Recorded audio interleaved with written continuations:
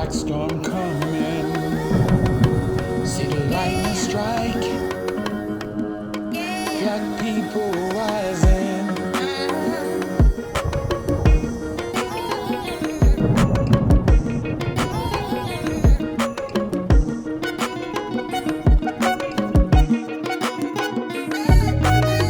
Consciousness.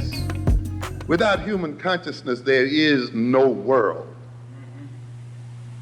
It is the presence of human consciousness that brings meaning into the world. Without human beings in this world, conscious human beings in this world, in effect, there would not be a world. We bring the world into being through our consciousness. And through our consciousness, we create the world we live in. Out of the totality of reality, our consciousness cuts out a world that befits itself. In other words, the kind of world you exist in reflects the kind of consciousness that you have. And notice if you change your consciousness or change your values and orientation, you enter into a different world. You interact with different people. People often that you didn't even know existed in the world. Social situations that you might not have even recognized until you entered into a new level of consciousness. You see people, say, for instance, who become addicted, say, to crack or something, and now enter into a whole world and enter into a whole social system that before they became addicted, they hardly noticed. They didn't know what it was all about. And they picked up new friends and new relations, whole new ways of acting, whole new purposes in life. They lost old friends, broke with old families, and all kinds of things. In other words, the consciousness, that addictive consciousness, brought into the world a new foreground and put other things into the background. Therefore, man's consciousness is a creative act. And the kind of consciousness you have will determine the kind of world you create. All right. Hello and welcome to another edition of the Umoja Circle. My name is Keith Smokey Johnson. And for those of you who are new to this show, the purpose of the Umoja Circle is to correct errors where errors are found and to introduce facts where we find that so many people are working on fiction when it comes to who we are as people of African descent. And also, I always add this portion to the show, and it's going to be very apropos to what I'll be talking about. Through dialogue, this is always part of my intro, there can only be a shift in consciousness. And when there's a shift in consciousness, there will be a shift in your worldview. And this is what I'm going to be talking about. You know, when you've heard me through all these years, and I've been doing this for 29 years now, this show, that was always a part of my intro. You know, through dialogue, only through dialogue can there be a shift in consciousness. And when there's a shift in consciousness, there will be a shift in your worldview. So, but what does that mean? And I want to introduce you to a brother that I was very influenced by, and it's this brother here, the great Dr.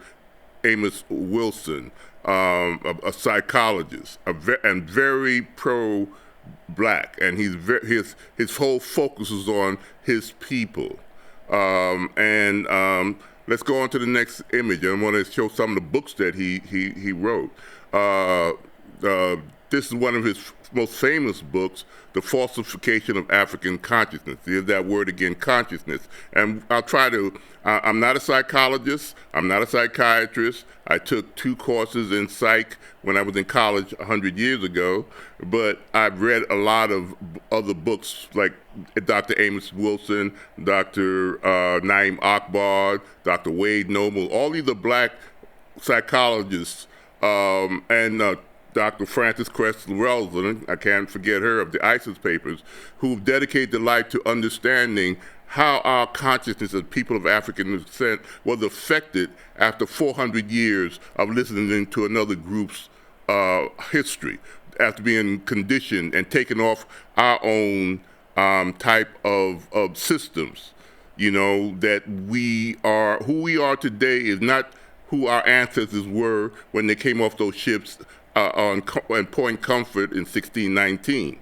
Okay, and what kind of consciousness was created by force and by our own survival technique, and how we've come through to this end. And we must understand that consciousness is not an abstract thing. It is a real thing. It's a way of you cutting up and understanding your reality. Let's go on to the next image here. This is his magnum opus. This is where he put all those different ideas of the many books that he's written, and he's written about at least 10 of them. But this was the greatest of all, and of course I got a copy of it right here, and it is something that I think should be in everybody's bookshelf. Not only deals with the psychology of black people, it deals with the economics of black people, the culture of black people, and how we can use all those things and the politics for power. That's what it means, power. That's what consciousness is. It's not an abstract thing, it is a form of power. And that's his thesis throughout many years of his life. Let's go on to understand it. I'm gonna give you a little synopsis of what I mean by who this man is. Dr. Amos N. Wilson was born in Hattiesburg, Mississippi on February 23rd, 1941. He completed his undergraduate degree at Morehouse College in Atlanta, Georgia, his master's degree at the New School for Social Research, and attained his PhD from Fordham University in my hometown of New York City.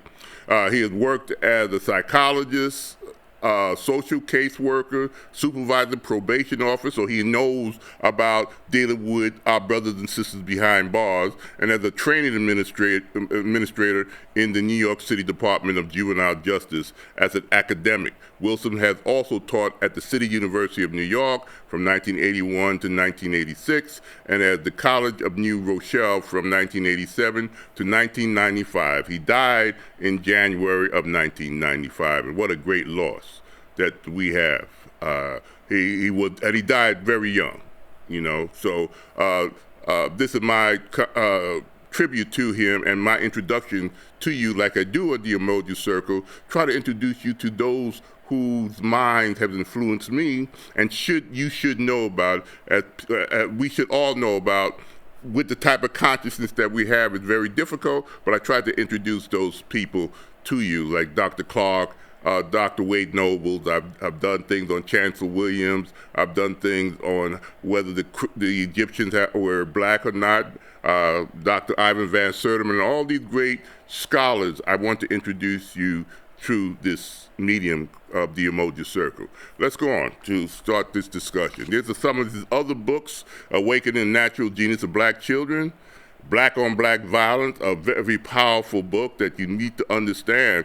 He's telling you that we are not born violent, okay? You ever say a violent baby? But the society that we have been forced into after we were kidnapped and had to live in for 400 years, there's a personal self-hate, a kind of consciousness, again, that consciousness. He's always focuses on how we think, that some of us lash out on each other, this self-hate, okay? Look at our young boys who call each other the N-word, or gang members who shooting each other for some turf that they don't even own, basically. Those who are selling drugs in our community, okay? This is all a symptom, not a genetic makeup, but a symptom of racism and a society that has always been violent. When it came to when they landed here in you know, even as pilgrims, and they were greeted by the Native Americans, what happened? Within 10 years, they were, you know, at war.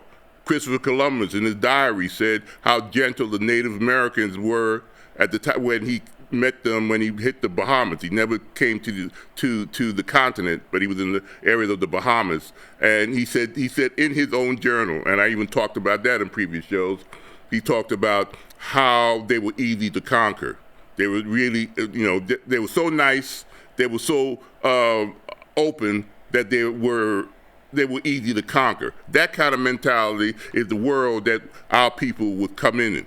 The fact that we're still here as doctors and lawyers or hosts at the Umoja Circle with our mind show that we have a strong type of psychology. But there are some behaviors that we had to develop just to survive in this type of society of perpetual violence. You see it even to this day. Okay, that this is a system that was based on violence, regardless of what we were conditioned to believe of this being the land of the free and the home of the brave and the shining beacon for the rest of the world. No, this has always been a violent society. Let's go on. Okay, this is one of the other books that talks about the self-hatred, self-defeat, and how we have this internalized consciousness, and how we should shift from that. Okay, and then the African-centered consciousness versus the New World Order. This is a book that tells you that we have to have our own theory, our own ways of seeing. I always say this is the African-centered talk show because what I do is have a consciousness in which I approach the world and allow the world to approach me.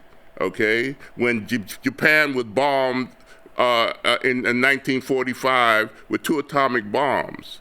And now they are well respected around the world. Well, what made them become? And you got to understand that in Japan, they don't have a lot of things that they grow. Everything they get is import. But how come they are some of the well respected, richest people on the planet today? Coming from where they had to deal with after getting 2 atomic bombs and losing badly in World War II, well, it's the kind of consciousness that comes from their culture, the Bushido Code. If anybody understands that, that's a code of the samurai. But they brought that into their business. So it was a particular kind of consciousness that they used to bring them back, and which they, even though they don't produce a lot of things from their soil, the timber, they have to import everything, but yet they are considered a rich nation, okay?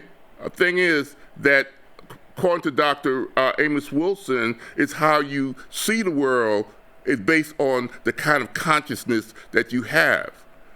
And that whatever happened to them outside of their own control, in other words, losing World War II, they didn't lose the consciousness of their culture. But when we came over here, the Africans that our ancestors came over here, they were disconnected from all those social and political and economic forms of power, and our consciousness was forced on us. Does anybody remember the famous scene in when Kunta Kinte and Roots back in the 70s? Anybody seen that when he was constantly running away, or when he was whipped? He said, my name is Toby. That's my African name. But what did they do with the violence? They whipped him, and by the end, he gave up and said, my name is Toby, okay?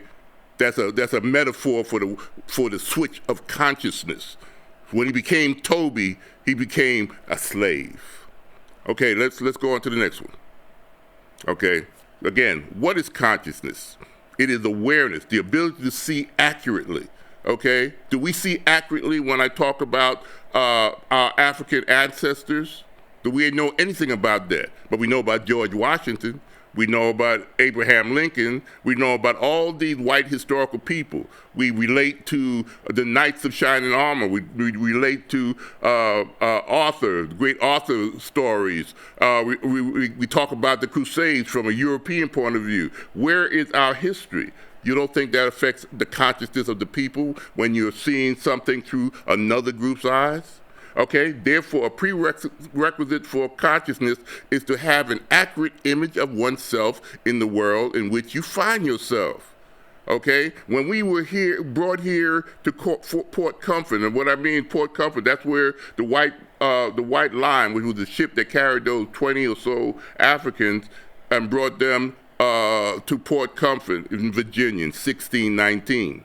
They spoke different languages, but they were African languages. They thought and had the consciousness of their people, just like the Japanese had hundreds of years of their culture inculcated to them so they could survive the problems that happened after World War II. So did those Africans. But by the time they came down 100, 200, 300 years later, we don't even know who we are. We don't have an accurate image of ourselves, where we find ourselves today. Okay, most of us act more European, and we even have European names than the African names that were brought to these shores. Let's go on to the next one. So when you change your consciousness, you change your world. Again, that's the premise of how I've always said the show, and I got this from Dr. Amos Wilson many decades ago. Without consciousness, there can be no world. It is the presence of human consciousness that brings meaning into the world. We bring the world into being through our consciousness. Our world takes shapes in our mind. Okay, what we see, everything is from the inside, and then we react to how we define the world within us. It's not happening out there. It's our definition of it that makes us function the way we do. And we carve ourselves, the world, out by the type of consciousness that had. If you don't have an accurate image of yourself, if you don't have an accurate psychological understanding of yourself, a cultural understanding, a theory that says this is not who I am. See, the Japanese had a theory that said, I know what America is trying to do. We'll take your Coca-Cola, we'll take all your American products, but we're going to use our Japanese culture and our theories of who we decide we are going to be to shape it into the image that best satisfies us. And that's how they took it into their business model. Now we are buying everything. They've conquered us. If you look at all of the stuff that you have in your house is basically Japanese, okay? Now also Korean. So let's think about the kind of consciousness that shapes the world that you define. What is ours consciousness as black people? Let's go on. Out of the totality of our reality, it is our consciousness which cuts our world into bits and pieces. That's what I mean. We see what we see. Okay, based on how our consciousness operates. Okay, that's why some people who go to trial, a witness might see one thing, another witness might see something totally different, and that's what the lawyers and defense attorneys and prosecutors try to, decide, based on. That's how our court system is, and that means that all witnesses see the same thing because of the consciousness and who they are and how they respond to the world that consciousness shapes. This is very deep stuff, but you could understand how important it is. It is not an abstract thing. It is a solid, real reality of that consciousness is. That's what I want. That's the point that Dr. Amos Wilson taught me, and this is what I want you to understand. Consciousness is not abstract, okay? It's real. So the kind of world our lives exist in reflect the kind of consciousness that exists in us as a people. For example, you have a husband who is loving, or a wife, or a sister or brother who is a loving, have the consciousness of a loving brother, a loving sister, a loving husband, go to work and come home, pay the bills. But then that person becomes hooked on crack, okay? And that crack produces a totally different consciousness. Is that person going to draw the same kind of people toward them that they had when they were healthy and viable? Or are they going to back people who's in that world of crack?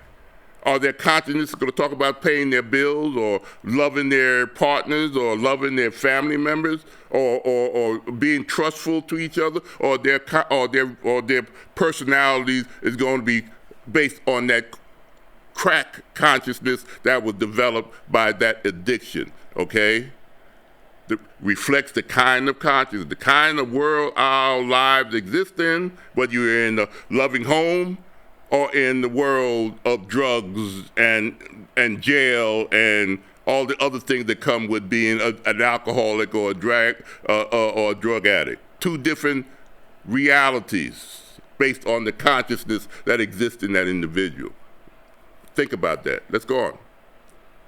Okay, and again, like I said earlier, after 400 years of dealing with enslavement, apartheid, and now a systematic racism, and when I talk about apartheid, that's what Jim Crow segregation was. It was an apartheid state that lasted after the Civil War, okay, after the 13th Amendment, after the 14th Amendment, after the 15th Amendment. There were black codes, okay? We supposed to have been citizens by the 14th Amendment. We were freed by the 13th Amendment. We were given the right to vote, at least the men were, after that. But what kind of reception did we get for another 100 years, from 1865 to 1965? Was it the land of the free? Were we, as American citizens who were paying taxes, treated as equals, or did we live in an apartheid system no different than what was going on in South Africa? That was after in 1948 to what the 90s, when people collectively around the world made it change, supposedly. Okay, so it shaped. We were told consciously that we were free. Black men, 180,000. Or so men fought in the Civil War to free themselves. We weren't given freedom. The Emancipation Proclamation didn't free us, but we freed ourselves. So we thought with the consciousness that that was developed, that we were free. But for 400 years, we had for another 100 years or so, and even to this day, from 1965 to today, we're still dealing with the remnants of enslavement and apartheid. It's called systemic racism built into the system, and we're still having the same types of arguments today that they had in 1870s, that they had in the 1850s, and so on. Okay, what kind of consciousness are we dealing with in America? Not only as black people, but white America. Okay, what that history has also shown, okay, is that the Creator also blessed us with great minds and the consciousness that not to accept the false definition of us as a people. In other words, there were many great black historical people that many of us do not know, many of us know a little bit about, that contrary to the bombardment of this constant reshaping of trying to make us all Kunta Kinte into Tobis for the first 246 years, from 1619 to 1865, there were still black people. We still had a mind, and we had to learn how to adapt and reshape our consciousness. And we must have these models of possibilities constantly taught to us. But what are they doing today? Trying to pull books out of the libraries and schools that talk about black history. The same power that tried to control us for over 400 years still exists today in the consciousness of those who are dominant, is still dominant, and have the same ideology and consciousness of domination. Okay, that's my point. Let's go on. Okay. Reflected in the minds of people of African descent, like, these are the people that I'm talking about. Sojourner Truth, David Walker with the Walker Papers, Frederick Douglass, W.E.B. Du Bois, Marcus Garvey, Malcolm X, Martin Luther King. All these people still had a mind and had ability to shape their consciousness against what the society was telling them they were not supposed to do, okay? Martin Luther King in the 1960s, when he said that, America still gave us a check that's still due. He had the conscience to realize, you promised us 100 years ago in 1865 that we were going to be free, we would be able to vote. But here I am in 1965, and my people still can't vote. 10 years earlier, with Brown versus the Board of Education, we were told that we would be separate but equal was a lie. But what did the same segregationists do? They shut down schools by the 1958 and so on in places like Florida, in places like Texas, and tried to do the same thing that are being pushed again, the same ideas of schools that only going to allow whites in. Okay, so nothing has changed. The consciousness still exists. Okay, but we all had the ability. But the fact is, even though we were told we were different than white Americans, if you read the history books, literally. Even Abraham Lincoln at one time said, even though I know about the problems of the Negro the enslaved, I still see myself as white, and I still see us as different, even though we represent the earliest representation of human beings if we understood human history, okay? But we had these folks who said, no, we don't accept your definition of us. You know, we'll have the conscience to define ourselves, okay? Okay, and it was reflected in their action. They showed that no matter what, the Creator already blessed the enslaved African with a mind like any other human being, and all those folks above showed it in their actions during that period of time. We are human too. Let's go on. That's the consciousness, and the consciousness reflects your behavior. That a conscious mind is a powerful learning machine, a knowledge retaining machine, a thinking machine, an analyzing machine, a remembering machine. That's what your mind is. And that's how you develop, and your consciousness must direct that. But if you have the wrong information, the wrong kind of knowledge, okay, the wrong kind of memory, you being analyzing information that tells you that you did not create anything, like we were told in the early part of the 1900s, by the school systems. Okay, that's why Carter G. Woodson had to develop the Black History Month to tell people, no, you are not what they're telling you that you are. Animals. Coming from dark Africa. Africa had nothing to give humankind, even though it created and developed the first human beings, the first colleges, and other institutions that we use today. And from Africa is who taught the Greeks and who taught the Europeans. But we got all that information twisted, okay? And what the words and action of these brilliant Black historical heroes have taught those of us who study them, that not to use our conscious mind is blasphemy, okay? We use them as models. W.E.B. Du Bois, okay? Sojourner Truth, who was wasn't literate, but she brought her own slave master to court because she had a human mind. Okay, she learned, a learning machine. She taught, she was a thinking machine. She had the proper consciousness regardless of what her external issues were. She still had to deal with that. I'm gonna stop here for this portion, and we'll continue this discussion about consciousness. I want you to understand, that's why I read, that's why I study, Power has a lot to do with relationships also. And we're going to be talking about how our relationship to white America has been affected by the consciousness, okay?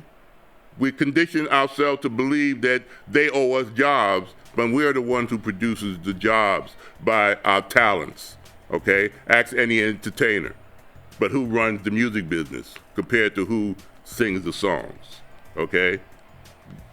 The jobs were created by our talent, but we don't see ourselves as creators.